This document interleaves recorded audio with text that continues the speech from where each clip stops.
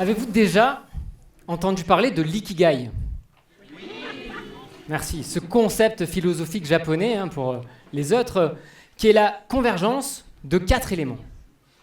Ce que vous aimez vraiment faire, ce pourquoi vous êtes doué, ce pourquoi vous êtes payé, et ce dont le monde a besoin.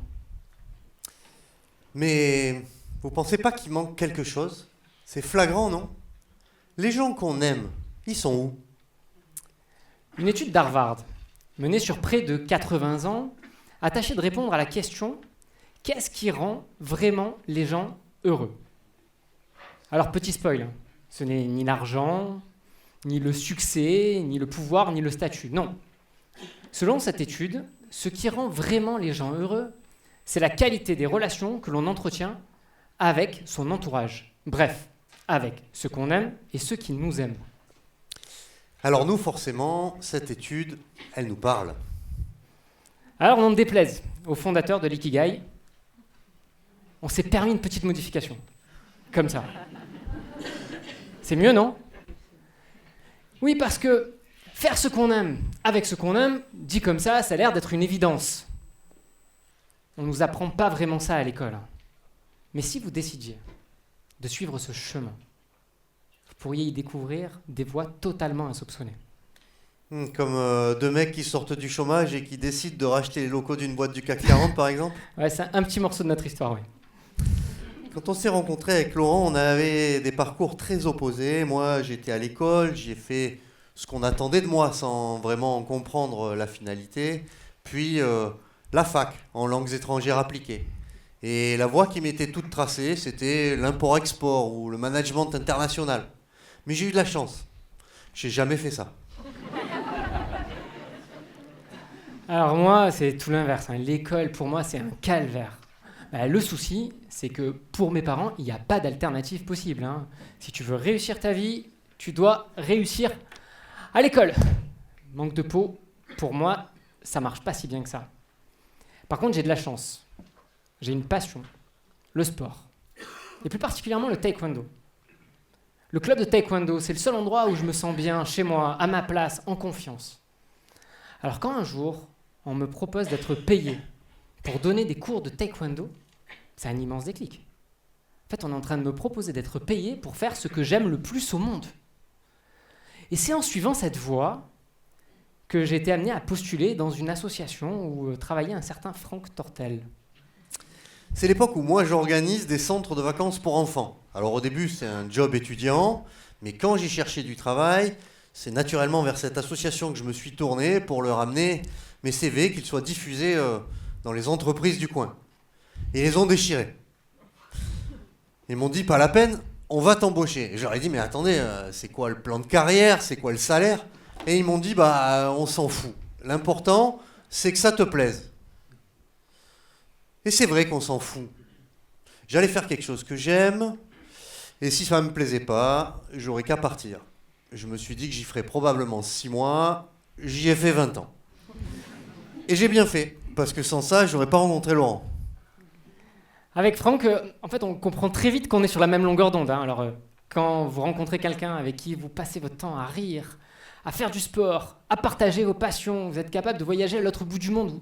Ici, juste à côté, c'est simple, vous ne vous lâchez plus. Et sur mon canapé, du coup, on a eu 1000 idées de choses qu'on pouvait faire ensemble. Des plus farfelues parfois. Créer une application de rencontre, investir dans l'immobilier alors qu'on n'avait pas d'argent. Ouvrir une salle de sport. Alors vraiment, on ne savait pas du tout où on allait aller. La seule chose qui était claire pour nous, c'est qu'on irait ensemble.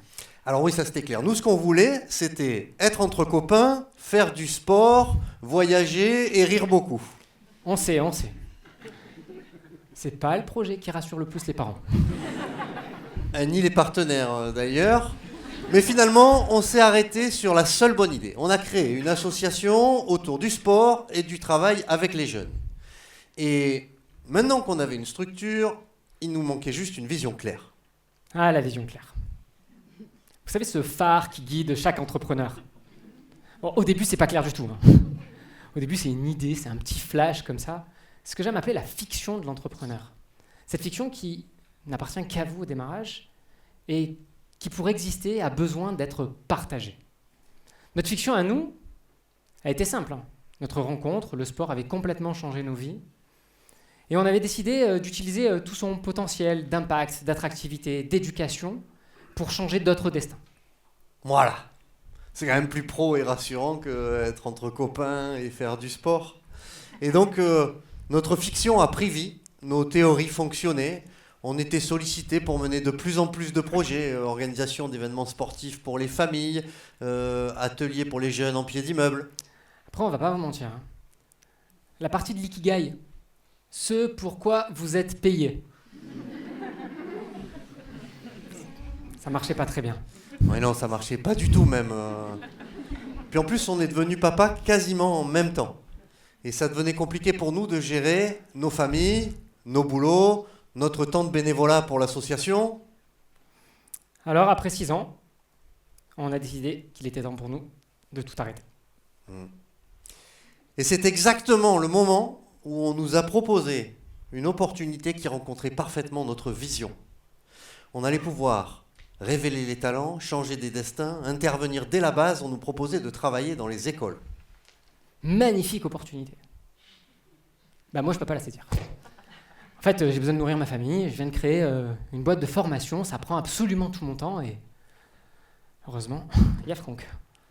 Moi j'y vais du coup.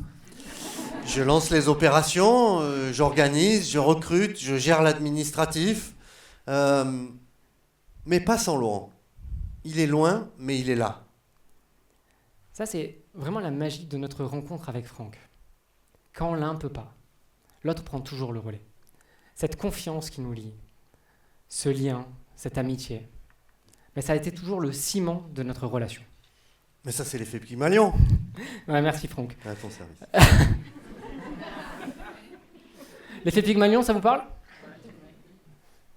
L'effet Pygmalion, c'est ce phénomène psychologique qui dit une chose, c'est que le regard positif que quelqu'un porte sur vous va influencer votre comportement, votre confiance en vous et finalement même vos capacités. Alors on était le Pygmalion l'un de l'autre. On intervenait en parfaite complémentarité, la communication entre nous était fluide, on se comprenait les yeux fermés, et comme on avait la confiance l'un de l'autre, on se dépassait. Personne ne pouvait s'attendre au virage que notre aventure allait prendre. En travaillant sur notre vision, ensemble, on est passé de 2 copains sur un canapé à 200 collaborateurs. Et là, les gens que t'aimes, c'est plus ton père, ta mère, ta sœur, ton pote Franck. Non, là, les gens que t'aimes, c'est tous ceux avec qui tu passes ton temps, tu partages ta vision, tu construis. Et c'est vraiment comme ça qu'on a construit notre relation avec Franck et c'est vraiment ce qu'on a essayé d'appliquer à nos équipes. Elle, c'est Marjorie, une de nos premières collaboratrices. Et pour la recruter, on avait créé une fiche de poste, déposé une annonce, reçu 27 candidatures. Franck. On a dit qu'on disait la vérité là. Ouais, c'est vrai. On organisait un atelier sportif à la foire de Marseille. On l'a croisée par hasard. On a discuté, on a beaucoup ri. On lui a expliqué ce qu'on faisait et ce qu'on voulait faire. Et elle finissait juste ses études de psychologie. Bref, on l'a recrutée. J'ai jamais su qui avait recruté qui. Vous voyez, tout ça, c'est tout ce qu'on ne trouve pas sur un CV. Des émotions, des ambitions, des réussites, des échecs, une même vision. Ça, on l'a en partageant des moments ensemble. Nous-mêmes, si on avait dû se recruter sur la base de nos CV, on ne se serait pas pris. 0 chance. Et vous savez, des histoires comme ça, dans la famille, en fait, il y en a eu des tas. Comme Stéphanie, que j'ai rencontrée dans une formation de coaching et qui est aujourd'hui notre directrice générale. Comme Naïm, que Stéphanie a rencontré ici, là, à l'IAE d'Aix-en-Provence, et qui est aujourd'hui l'un de nos associés et un pilier de tout notre écosystème. C'est une chaîne de rencontres positives entre les personnes, c'est un état d'esprit en fait. Une phrase que j'aime beaucoup, c'est la vie, c'est l'art des rencontres. C'est pas de moi, Vinicius de Moraes. Mais en fait, c'est surtout la capacité à nourrir chacune d'entre elles, à entretenir la flamme. Derrière chaque rencontre, il y a la possibilité d'apprendre, de grandir, de faire ensemble. Mais une fois qu'on a dit tout ça, il faudrait quand même pas croire que tout est rose parce qu'on s'entend bien et qu'on est ensemble. Non, on avait beau avoir la meilleure équipe du monde, des difficultés, croyez-nous, il a fallu en surmonter. En 2018, alors qu'on se croyait lancé, on a failli mettre la clé sous la porte. On a rassemblé nos équipes, réunion de crise, on a choisi de la faire sur la plage. Et c'est le moment convivial qu'on a choisi avec Laurent pour leur annoncer qu'on s'orientait vers le chômage. Alors là, vraiment, on a perçu l'importance d'avoir une équipe qui croit autant en nous que ce que vous croyez en elle. On était là, en famille, à faire ce qu'on aime, avec ce qu'on aime. Alors ensemble, on s'est battu. On s'est battu pour notre vision, on s'est battu pour le projet, mais surtout, on s'est battu en équipe. Et si vous saviez le nombre de fois où on s'est dit « Allez, venez, on s'en fout, on va s'amuser ». Et vous savez quoi ? C'est comme ça qu'on s'en est sorti. Résultat, 2 ans plus tard, on est 400. Alors il est temps pour nous de trouver des nouveaux locaux qui devaient devenir le temple de notre vision. On cherche 1000 mètres carrés à Marseille. Quand un de nos amis nous propose d'aller rencontrer la direction d'un grand groupe international qui a l'intention de quitter ses locaux en plein cœur des quartiers nord de la ville de Marseille. Oui, le seul souci, c'est que ces locaux, ils faisaient pas 1000, mais 19 000 mètres carrés. Un budget 14 fois plus élevé que celui qu'on avait donc pas anticipé. On s'est dit, bon, c'est pas grave, on va visiter juste pour voir. C'était plusieurs bâtiments, des dizaines de bureaux, des parkings et même une place avec une fontaine. Alors oui, on s'est dit, c'est trop beau, c'est trop grand, c'est trop cher. Mais c'était surtout trop tard. On avait eu un coup de cœur pour ce lieu, et si on avait eu ce coup de cœur séparément, on n'aurait peut-être pas osé en parler, ce serait resté un rêve, une utopie, on serait revenu à la raison. Mais là, on était déjà toute une famille à y croire. Alors cette visite, elle nous avait tellement enthousiasmés, en fait qu'on en a parlé à tout le monde. À nos amis, à notre famille, à nos partenaires, à des possibles investisseurs. Et souvent on nous répondait oui, peut-être que... Vous savez quoi ? Allez, peut-être que... nous, ça nous suffisait. Oui, nous les peut-être que, on en a fait un pourquoi pas. On a commencé à écrire l'histoire du lieu, sa vision, son message, et c'est devenu une idée fixe. Alors clairement, à ce moment-là, on n'a pas du tout les moyens de notre ambition. Par contre, on avait cette intime conviction que notre ambition pourrait nous donner les moyens. Et voilà comment nous, les 2 copains du canapé, on s'est retrouvés à négocier face au top management d'une boîte du CAC 40. Ouais, c'était fou. Avec Franck, on s'est retrouvés face à toutes leurs directions. Juridiques, administratives, opérationnelles, immobilières. On leur a dit qu'on voulait racheter les locaux. Et ils nous ont dit « Ok, combien vous avez ?» On leur a répondu « Rien. » Mais vraiment, on a un super projet.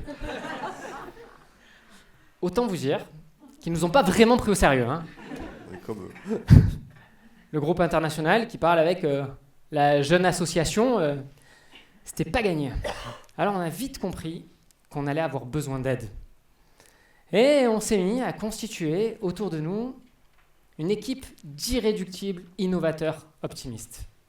On est allé chercher parmi nos proches, nos amis, nos connaissances, et tous ceux qui avaient le niveau d'expertise requis pour le projet.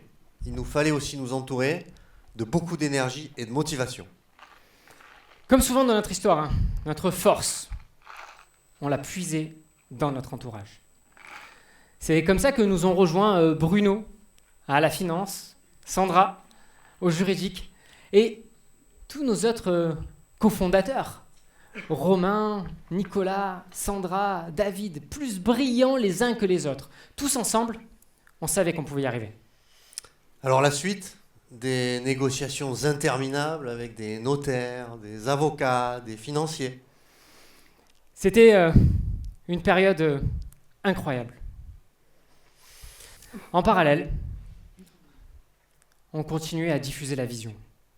Et cette vision, plus on la diffusait, plus elle touchait le cœur des gens. À ce moment-là, on a quand même un autre problème, le Covid. Et va créer un lieu de partage quand le partage est banni dans le monde entier.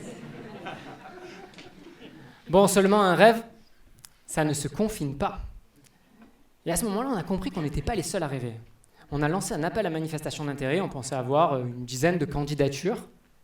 On en a reçu près de 250. Le 24 novembre 2021, nous voilà entourés de ces avocats, notaires, financiers, mais surtout de tous ceux qui avaient cru en ce projet, en notre utopie, à signer l'acquisition de ces locaux en ayant levé en quelques mois à peine 14 millions d'euros. On a donné à ce projet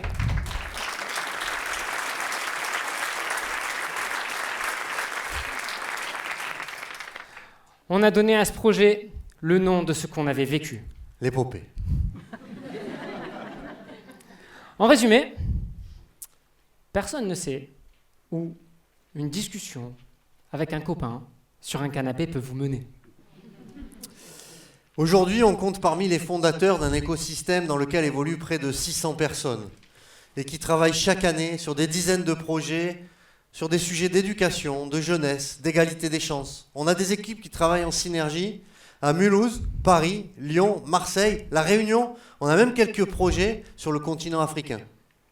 Alors certains pourraient y voir une réussite entrepreneuriale. Mais ce n'est pas juste une histoire d'entrepreneur.